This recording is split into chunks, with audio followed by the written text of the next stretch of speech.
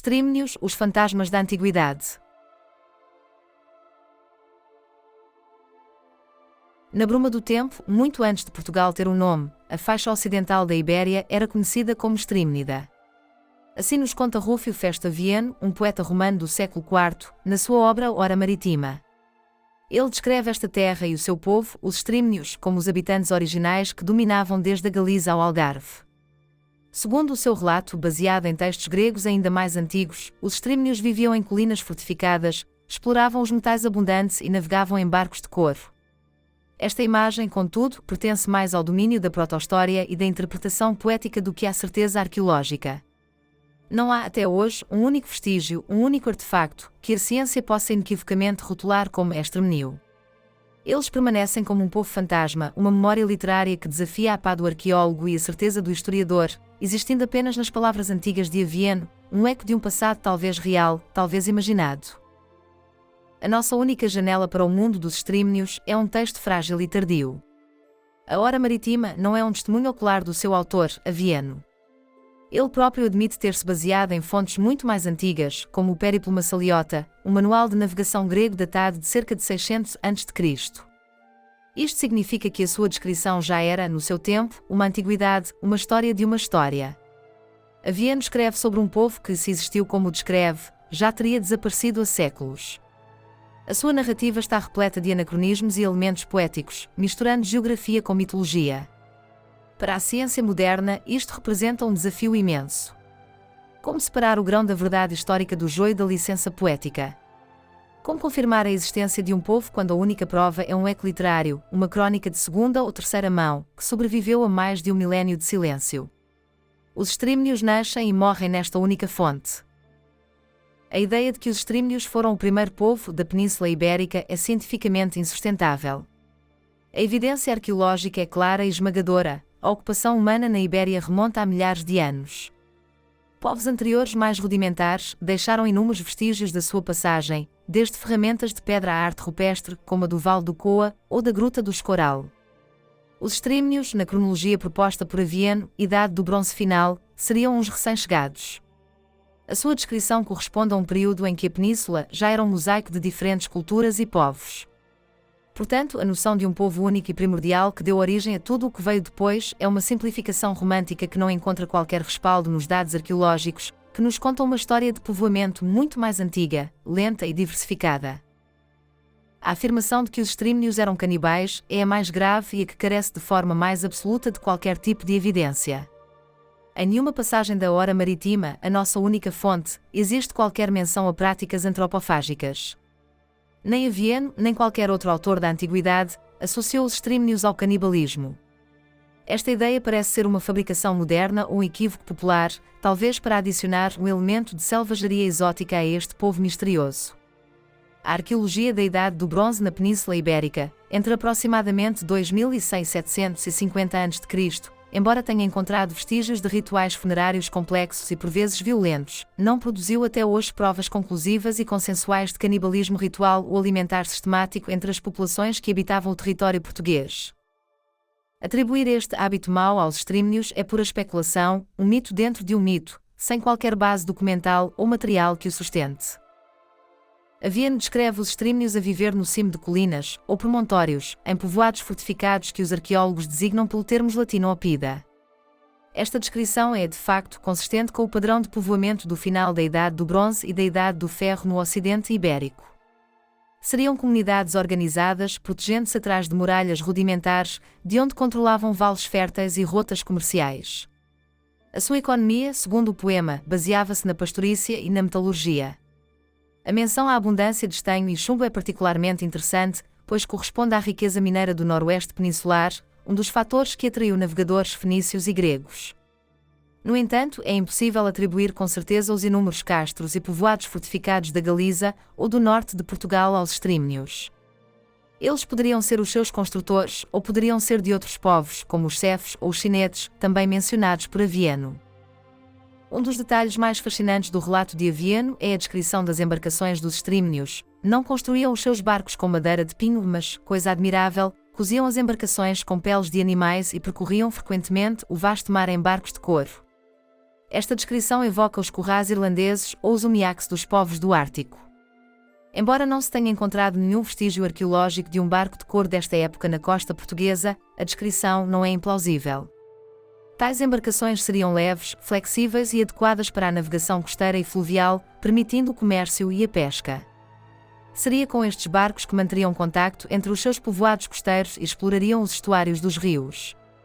Este pormenor, tão específico, confere uma aura de veracidade ao texto, mas, mais uma vez, permanece como uma alegação isolada, uma imagem vívida que a ciência não pode, para já, confirmar, nem desmentir categoricamente. A hora marítima sugere que a Strymnida era rica em recursos metálicos, especialmente estanho. O estanho era um metal crucial na Idade do Bronze, essencial para a produção do próprio bronze, uma liga de cobre e estanho. O controle sobre as fontes de estanho teria conferido aos strymnios uma posição estratégica no comércio primitivo do Atlântico. A Vienne fala de trocas comerciais, ainda que não detalhe com quem. É provável que se referisse aos primeiros contactos com navegadores do Mediterrâneo, como os fenícios, que procuravam avidamente os metais ibéricos. Estes contactos teriam trazido novas tecnologias, ideias e bens de luxo para as comunidades locais, em troca dos seus minérios. Contudo, os vestígios arqueológicos deste comércio, como cerâmicas fenícias, encontram-se frequentemente em contextos posteriores, ou associados a outros povos, como os tartécios no sul. A ligação direta entre a exploração mineira e os strymnios continua a ser uma hipótese. De onde vieram os strymnios? O poema de Avienne não o diz. Apresenta-os simplesmente como os habitantes autóctones, a gente de lá. Para a ciência, a questão da sua gênese é inseparável da sua existência. Se eles não são um mito, de onde surgiram? Uma hipótese é que não fossem um povo no sentido étnico moderno, mas sim uma designação genérica usada pelos primeiros navegadores gregos para se referirem às diversas comunidades que habitavam a longa faixa costeira do ocidente peninsular durante a Idade do Bronze. A sua gênese não seria, assim, uma migração ou a chegada de um grupo específico, mas o desenvolvimento local de culturas que partilhavam um modo de vida semelhante, baseado na agricultura, pastorícia e exploração de recursos marinhos e minerais. Seriam, neste cenário, o resultado de uma evolução local de populações neolíticas e calcolíticas, sem uma identidade étnica única e coesa. A queda dos strymnios, segundo Avienne, é tão poética e misteriosa como a sua origem. Ele relata que eles foram forçados a abandonar as suas terras devido a uma invasão de serpentes. Postremo aos termnicos fuger suu e ex finibus, et fuger dissimus, a serpentium nesses. Esta passagem tem sido objeto de intenso debate. Será uma praga real de serpentes? Altamente improvável. A maioria dos historiadores interpreta esta invasão das serpentes de forma simbólica. As serpentes poderiam representar um povo invasor, cujo totem ou símbolo religioso fosse a serpente. Avienne menciona imediatamente a seguir a chegada dos cefes, frequentemente associados aos ofis, do grego ofis, serpente, ou ofiuças. Assim, a queda dos strymnios não teria sido um desastre natural, mas sim a sua expulsão ou assimilação por uma nova vaga de povos, possivelmente de origem celta, que se impuseram na região. Quem eram estes conquistadores, este povo serpente? Avienne chama-lhes cefes. Outras fontes gregas referem-se a uma ofiuça terra das serpentes que corresponderia, grosso modo, ao território português. Esta associação levou à teoria de que os cefes eram um povo ofiólatra, ou seja, adorador de serpentes. Este culto não era incomum em culturas antigas. Os invasores teriam trazido consigo novos costumes, uma nova língua, talvez um dialeto proto-celta, e uma nova estrutura de poder, subjugando ou empurrando as populações locais, os strymnios, para longe dos seus centros de poder. Esta narrativa de invasão e substituição é um modelo clássico na historiografia antiga, mas a arqueologia raramente mostra rupturas tão claras. É mais provável que tenha ocorrido um processo gradual de aculturação e fusão, em vez de uma expulsão em massa, como o poema dramaticamente sugere. Se os strymnios foram expulsos ou assimilados, que legado deixaram? A resposta, do ponto de vista científico, é nenhum que possamos identificar.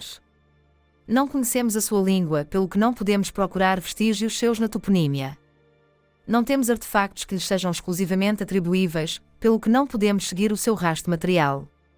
Não temos registros genéticos que nos permitam identificá-los na complexa tapeçaria genética do povo português. O seu legado é, paradoxalmente, a sua própria ausência. Eles existem como um plaçolder, um nome dado às populações pré-celtas do Ocidente Ibérico, cuja cultura material conhecemos através da arqueologia, mas cujo nome próprio, etnónimo, se perdeu, sendo substituído pela designação possivelmente exógena e literária que Avian nos transmitiu. O seu legado é o próprio mistério que os rodeia. A genética moderna veio revolucionar o estudo das origens populacionais e os resultados para Portugal são claros: não descendemos de um único povo.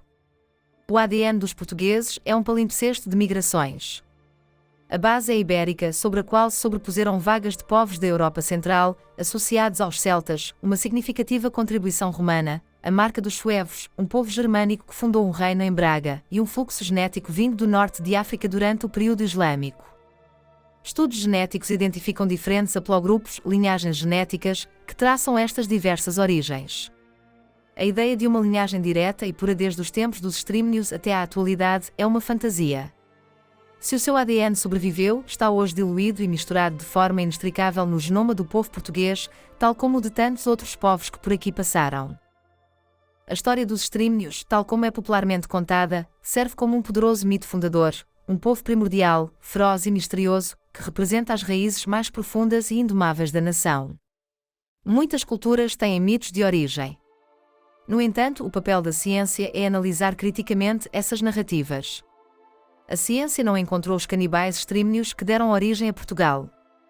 Em seu lugar, encontrou uma realidade muito mais fascinante: milénios de povoamento contínuo, culturas da Idade do Bronze que ergueram castros, a chegada de diferentes povos com as suas línguas e tecnologias, e uma constante mistura cultural e biológica.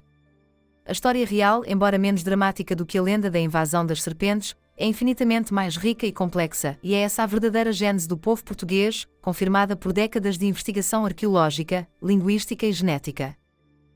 Em suma, os extrímnios habitam um espaço incerto entre a poesia e a prova.